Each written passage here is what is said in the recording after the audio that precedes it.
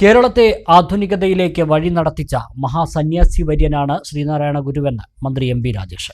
ഒറ്റപ്പാലത്ത് SNDP യോഗം taluk union Guru Jayanti ആഘോഷത്തിന്റെ ഭാഗമായി സംഘടിപ്പിച്ച സാംസ്കാരിക സമ്മേളനം ഉദ്ഘാടനം ചെയ്ത് സംസാരിക്കുകയായിരുന്നു മന്ത്രി.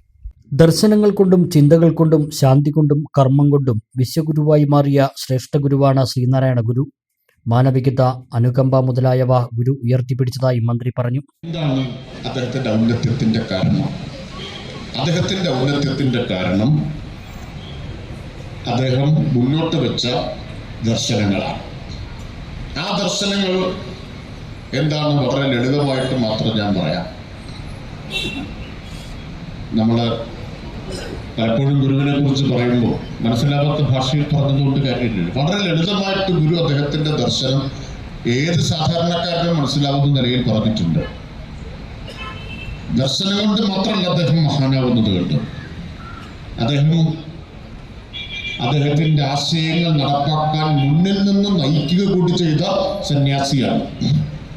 Union president M. അരവിന്ദാക്ഷൻ അധ്യക്ഷത വഹിച്ചു. K. പ്രേംകുമാർ MLA, നഗരസഭാ chairperson K. Janaki Devi, BJP west ജില്ലാ പ്രസിഡന്റ് P. Venugopal, union secretary CC Jayan, union vice president C. Satheesan Chittanippara, youth movement president Praveen Kandampally, secretary TR Josh, RDC chairman Sujeesh Chandran, വനിതാ സംഘം secretary M. Swayamprabha, director board അംഗം KR ബാലൻ, പഞ്ചായത്ത് കമ്മിറ്റി അംഗം TP Ramachandran, cyber Sena chairman Rajeev Madambi, MC Manoj, K. ദാസൻ, സോമസുന്ദരൻ തുടങ്ങിയവർ സംസാരിച്ചു.